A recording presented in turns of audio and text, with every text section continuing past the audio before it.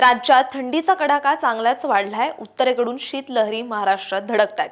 त्यामुळे किमान तापमानात घट झाली आहे। पुढील 2 दिवस मध्य महाराष्ट्रासह मराठवाडा आणि विदर्भात थंडीची लाट कायम राहणार असल्याचा अंदाज हवामानशास्त्र विभागाने व्यक्त केलाय।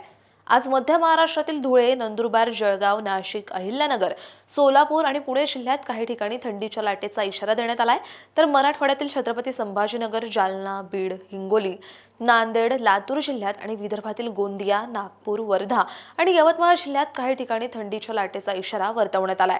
तर उर्वरित राज्यात हुडहुडी कायम राहण्याचा अंदाज हवामानशास्त्र विभागाने दिलाय। उत्तर भारतात थंडीची तीव्र लाट कायम आहे। मागील 24 तासात देशातील नीचांकी 4 अंश सेल्सिअस तापमानाची नोंद पंजाबमधील आदामपूर येथे झाली। तर राज्यात रत्नागिरी येथे उच्चांकी 34.2 अंश सेल्सिअस तापमानाची नोंद झाली। तसंच राज्यात मागील 24 तासात जेऊर येथे नीचांकी 5.5 अंश सेल्सिअस तापमानाची नोंद झाली।